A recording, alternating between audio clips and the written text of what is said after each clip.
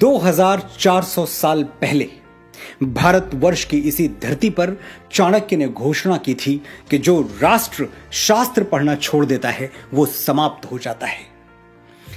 क्यों कहा था ऐसा चाणक्य ने? क्यों जरूरी है कागजों में छुपे अतीत को जानना?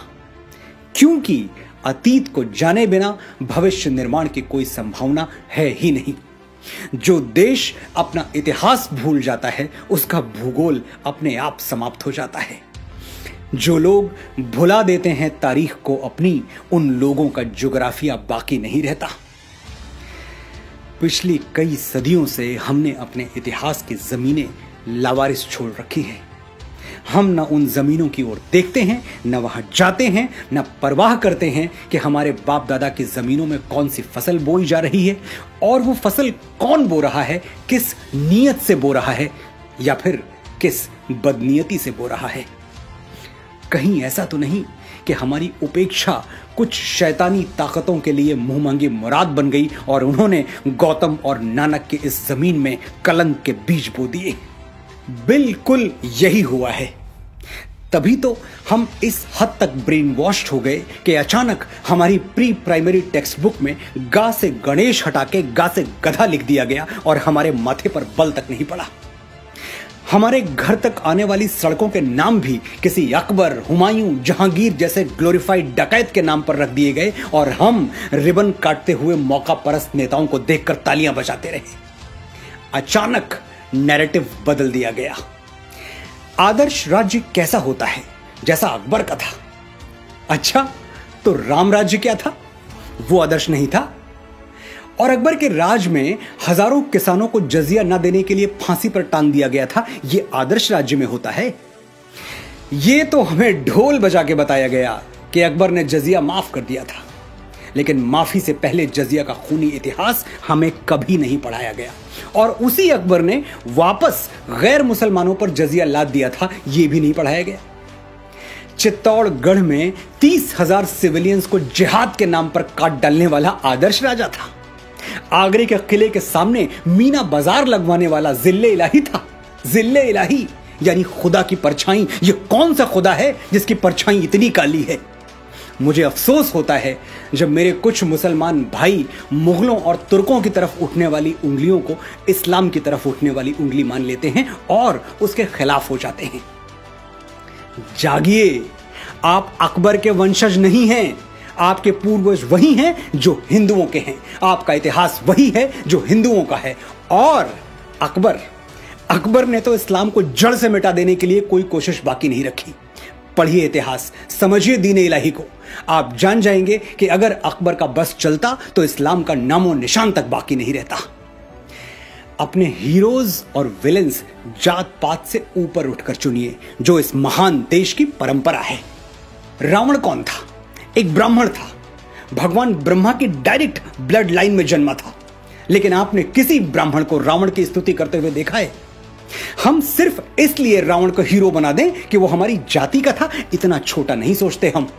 रावण खलनायक था और हम रहती दुनिया तक दशहरे में उसका पुतला फूंकते रहेंगे।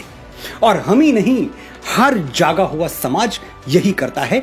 अपने नायक और खलनायक बड़ी सावधानी से चुनता है। हिंदुस्तान में एक बहुत बड़ा तबका महमूद गजनबी को हीरो मानता है। ये लुटेरा अफगानिस्तान के एक छोटे से गांव गजनी से आया था और भारत पर इसने बेतहाशा जुल्म ढाए। सोमनाथ का पवित्र मंदिर हमारी आंखों के सामने लूट लिया और हम खड़े देखते रह गए।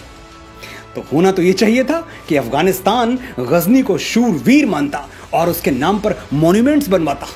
लेकिन सच यह है कि अफगानिस्तान के इतिहास में गजनी की कोई जगह है ही नहीं। उसका जिक्र तक बड़ी मुश्किल से मिलता है। अफगानिस्तान के मुसलमानों ने हिंदुओं का मंदिर लूटने वाली अपनी इस नालायक औलाद को डिसोन कर दिया, अपनी ऐतिहासिक जायदाद से बेदखल कर दिया। और दूसरी तरफ इतिहास में जगह किसको दी? कनिष्क को, जो कि कुश डायनेस्टी में जन्मा भारतवर्ष का एक महान बौद्ध राजा था। अफगानिस्तान में कनिष्क के नाम पर होटल्स हैं, इमारतें हैं, जबकि वो मुस्लिम देश है। लेकिन यही तो बात है कि हीरोज चुनते हुए हिंदू, मुसलमान, बौद्ध और क्रिश्चियन नहीं देखा जाता, बस चरित्र देखा जाता है। बशर्ते हमारे पास इतनी तटस्थ, इतनी न्यूट्रल आंखें हों। अफगानिस्तान ने अपनी पूजा पद्धति बदली, अपनी संस्कृति नहीं बदली। वो भारत के पूर्वजों को आज भी अपना पूर्वज मानते हैं और इससे सिद्ध होता है कि धर्मांतरण के साथ राष्ट्रांतरण होना जरूरी नहीं है। एक और इस्लामिक देश है इंडोनेशिया, जहां 87% 87% मुसलमान हैं, लेकिन वहां रामलीला ऐसी धूमधाम से होती है कि देखने वाले देखते रह जाएं। इंडोनेशियंस भी राम को अपना पूर्वज मानते हैं। उन्हें इस बात से कोई फर्क नहीं पड़ता कि उनके घरों में रामचरितमानस की जगह कुरान रखा हुआ है। धर्म अलग है तो क्या, पूर्वज तो एक हैं। ये बात जिस दिन मेरे मुसलमान भाइयों को समझ में आ गई, उस दिन हिंदू मुस्लिम एकता के झूठे और राजनीतिक स्वार्थ से लिप्त नारे गायब हो जाएंगे और सचमुच मन के धरातल पर, आत्मा के धरातल पर हम एक हो जाएंगे। वापस लौटते हैं उस बात पर जो मुझे चुभ रही है और आपको भी चुभनी चाहिए। हमें चीख चीख कर बताया गया कि मुगल अंग्रेजों की तरह लुटेरे नहीं थे। वो हिंदुस्तान की दौलत लेके कहीं 7 समंदर पार दूसरे मुल्क में नहीं गए, यहीं रह गए। ठीक है, तो मैं आपके घर पर अटैक करता हूं, कुछ लूट के अपने घर नहीं ले जाऊंगा, बल्कि आपके ही घर में कब्जा करके रह जाऊंगा और आपको, आपके परिवार को, जो कल तक उस घर के मालिक थे, अपना गुलाम बना के रखूंगा। आप मुझे हीरो मानेंगे? नहीं मानेंगे। तो मुगलों को हीरो क्यों मानते हैं और क्यों ऐसी कमजोर दलीलें देते हैं जिस पर हंसी आ जाए? एक और दलील है कि मुगलों की हुकूमत में 200 सालों तक कोई सिविल वॉर नहीं हुआ, इतनी शांतिप्रियता बनी रही। यह किसी ने नहीं बताया कि ग्वालियर के किले में मुगलों की तरफ उठने वाली आंखों में जलता हुआ सरिया घोंप दिया जाता था। तो बगावत की हिम्मत कौन करता? और ग्वालियर कोई अकेला किला नहीं है। मुगलों के शासन में ऐसे हजारों कंसंट्रेशन कैंप्स थे जो हिटलर के कैंप्स को शर्मिंदा कर दें। जिन आतताइयों ने तख्त को रिश्तों, नातों, मर्यादाओं और उसूलों के ऊपर रखा, हुकूमत के नशे में अपने बाप को काल कोठरी में ठूंस दिया, अपने ही भाइयों के गर्दनें उतार ली। अगर उनके राज में शांति बनी रही तो वो शांति ऐसी ही थी जैसे सद्दाम हुसैन ने इराक में बनाकर रखी थी या फिर किम जोंग टू ने नॉर्थ कोरिया में बनाकर रखी हुई है।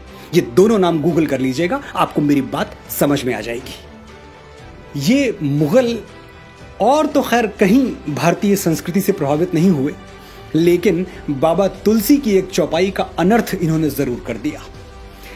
भय बिन होए न प्रीत, डर के बिना शासन नहीं चल सकता। बस ये भूल गए कि श्री राम ने किन परिस्थितियों में डर का सहारा लिया था। जब समुद्र हजारों विनतियों के बावजूद उन्हें लंका जाने के लिए, अपनी प्राण प्रिया सीता को रावण के चंगुल से छुड़ाने के लिए रास्ता नहीं दे रहा था, तब राम विवश हो गए थे बल प्रयोग के लिए।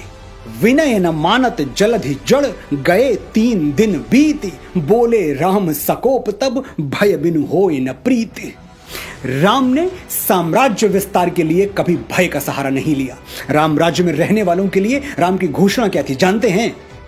राम राज्यवासी त्वम प्रोचिरस्व ते सिरम, न्यायार्थम युद्धस्व सर्वेषु समम कर, परिपालय दुर्बलम विधि धर्मम वरम, प्रोचिरस्व ते सिरम, राम राज्यवासी त्वम।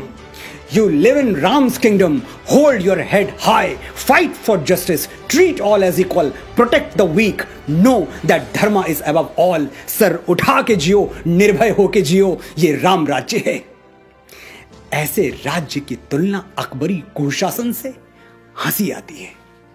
हम सदियों से इस बात पर खुश होते आ रहे हैं कि शेर शाह सूरी ने दुनिया की सबसे लंबी सड़क बनवा दी, लेकिन श्री राम ने समुद्र पर, पानी पर पुल बना दिया। इसके लिए हम सैटेलाइट इमेजेस मांगते हैं, वरना विश्वास ही नहीं करेंगे। महाराणा प्रताप ने हल्दी घाटी का युद्ध हारा नहीं, यह सिद्ध करने में उस महान मेवाड़ी वीर की आत्मा को 450 साल लग गए। उस दिन हल्दी घाटी में वो राजपूत कुलद्रोही मान सिंह तो महाराणा को नहीं हरा पाया, लेकिन हमारे अविश्वास ने हरा दिया। और महाराणा कोई अकेले नहीं है, पता नहीं अपने कितने वीरों को हमने गुमनामी की अंधी सुरंग में एड़ियां रगड़ के मर जाने दिया, और उन जालिमों को झुक के सलाम बजाते रहे जिनके दुष्कर्मों से भारत मां आज भी खून के आंसू रो रही है। समय आ गया है कि हम अपने गिरेबान में झांक कर देखें। जयचंद के नाम पर हम थूकते हैं, लेकिन एक पल के लिए ठहर के सोचिए, कहीं जाने अनजाने हम भी अपनी संस्कृति और सभ्यता के जयचंद तो नहीं बन रहे, उससे छल तो नहीं कर रहे। मैं प्रेम के मीठे गीत लिखने वाला एक साधारण सा लेखक हूं।